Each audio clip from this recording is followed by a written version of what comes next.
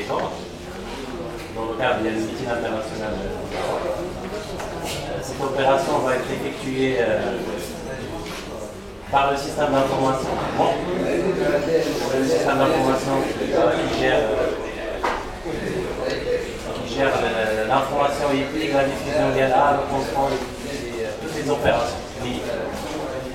Donc on va commencer, Inch'Allah, par la journée du 18. Alors les cordes, si vous voulez, derrière vous, ce qu'on appelle les stades de départ. Le jour de la course, vous le verrez, Inch'Allah, le stade de départ se met sur l'horizontale. Et il y a des portes qui sont numérotées, de A à 20, selon les partants, selon les... Et plus on a un numéro qui est à côté de la corde, c'est-à-dire plus on a un numéro 1 ou 2, le cheval part avec un léger avantage. C'est pour ça que ce tirage au sort est très important. Et donc aujourd'hui, on va procéder, Inch'Allah, au tirage au sort par le système d'information, système développé par la SOREC qui gère l'information équipe dans sa globalité. Les opérations, les diffusions, voilà. Inch'Allah, donc on va commencer.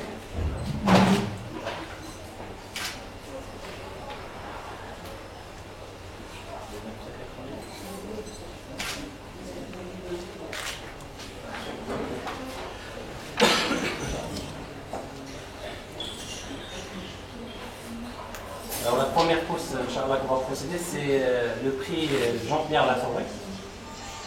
Et on va procéder au tirage au sort des cordes.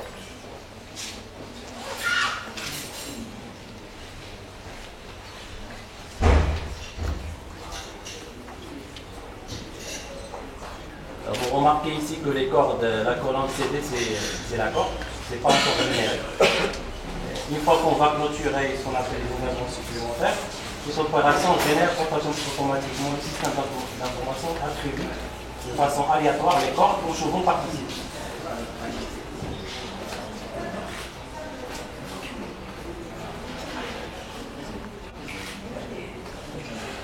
Voilà, donc là le système va générer.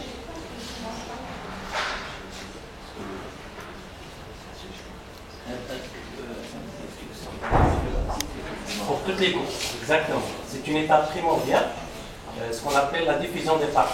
Parce qu'un cheval, le jour de la course, il doit avoir un numéro, ce qu'on appelle le numéro PMU, c'est le numéro de tapis, et le numéro de la porte, d'où il partira.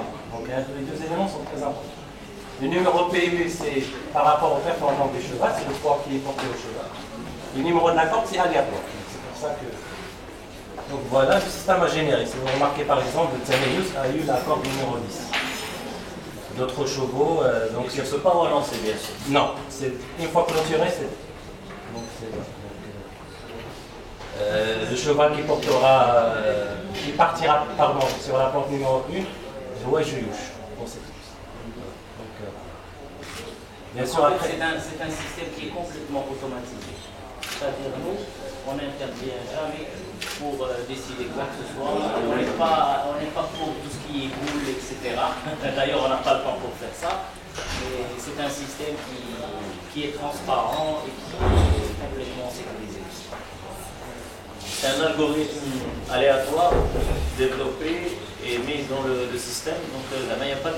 On a beaucoup insisté pour présenter ça, pour montrer justement le côté complètement transparent. L'algorithme est protégé. L'algorithme est protégé. Ah, bien entendu, bien entendu.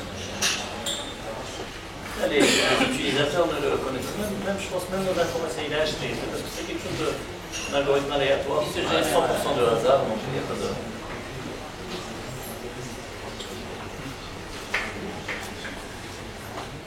Voilà, donc on a généré les cordes. On va passer à la prochaine course. Et donc dès que ces opérations sont finies, ce soir, on va publier ça à l'intention des propriétaires qui participent, mais aussi à l'intention des journaux publics, etc. Et tous disons, le système, disons, qui a besoin de ces informations. Ces informations, ils vont partir automatiquement. Donc on va continuer sur la même... donc on va passer à un prix des éleveurs. Grand prix des éleveurs, homologué FRDC. toujours le même système, c'est une génération aléatoire. Alors peut-être c'est l'occasion d'expliquer toutes les colonnes. Bien sûr. Je peux prendre toutes les colonnes et expliquer. Oui, bien sûr. À mes amis, chaque colonne, qu'est-ce que ça veut dire? D'accord. Rapidement. Rapidement, donc, si vous remarquez, Qu'est-ce que c'est bien?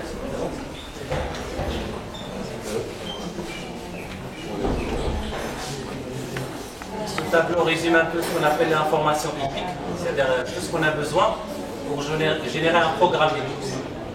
Donc le programme des courses, normalement, devrait contenir le nom du cheval, la colonne cheval. On a une colonne, ce qu'on appelle le contrôle de qualification. C'est-à-dire le système fait beaucoup d'opérations de contrôle pour valider que tel cheval est apte à courir dans telle course. Et on a le nom du propriétaire qui est déclaré dans qui a une licence au niveau Maroc. L'entraîneur qui est rattaché au cheval. On a le jockey, c'est-à-dire le driver, celui qui va monter le cheval. Et bien sûr, on a ce qu'on appelle les numéros d'écurie, ça c'est relatif au propriétaire. On a l'accord et on a le PUI, le numéro PUI. Numéro de tapis. Numéro de tapis, exactement. Techniquement, on a ce qu'on appelle le poids calculé, c'est le poids du jockey qui devrait monter en fait ce cheval. Ce n'est pas le poids du cheval, c'est le poids du jockey. Et ce poids-là est relatif aux performances du cheval. Il y a des conditions, je peux vous détailler tout à l'heure comment on calcule ce poids, c'est très technique. C'est relatif à l'historique des performances de ce cheval. Et ça résulte, et ça donne, le système calcule automatiquement ce poids. Et après ce qu'on appelle le poids déclaré. Alors le poids déclaré, des fois, le jockey ne peut pas remplir ce poids-là calculé par le système. Donc on donne à l'entraîneur l'occasion, bien sûr c'est très réglementé, il y a un code des cours spécifique qui spécifie ces notions-là. Et on donne, si le jockey ne peut pas remplir ce poids, il a ce qu'on appelle le poids déclaré, c'est-à-dire qu'il déclare un poids de plus. Et ça, tout ça, c'est dans donner une information exacte à tout le grand public, le turfiste, tout le monde. Ça, c'est nos informations typiques. Bien sûr, ça, c'est techniquement, c'est la date de l'engagement et l'état de ce cheval, parce qu'il est toujours en engagement. C'est-à-dire qu'il est déclaré partant à l'avance. D'accord. Et bien sûr, ce que vous ne voyez pas là, mais dans le système, il y a le père, la mère du cheval, l'éleveur, toute l'information nécessaire existe. Elle n'est pas affichée ici, mais elle existe dans le système.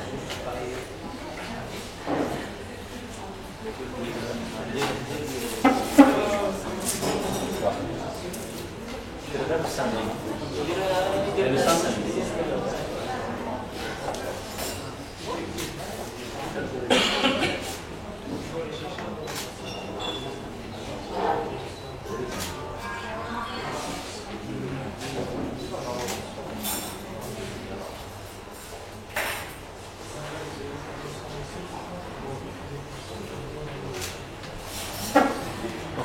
On va passer l'événement, c'est le tirage au sort des portes de Grand Prix de Sa Majesté 2006 pour la journée du 18. Donc, ce sera mieux même si je ne pas.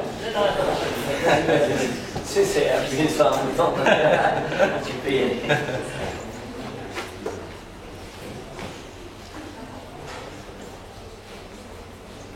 C'est OK? Mais il confirme quand même qu'on clôture. Voilà.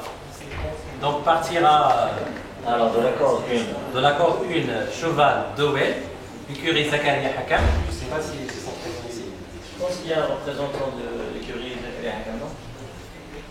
Partira de l'accord numéro 2, Alban de Green, de propriété de M.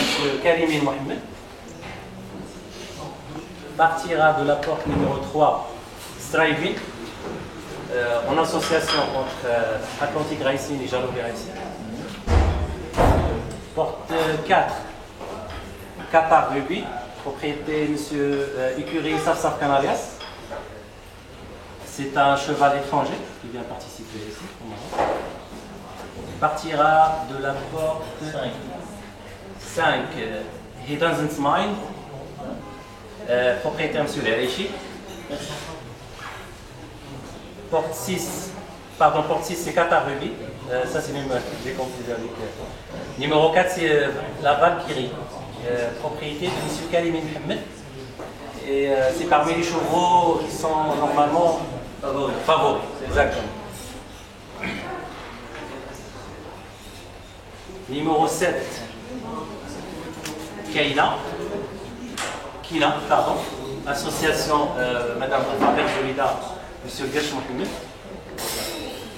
Porte numéro 8, Body Power, M. Tariq Jalel.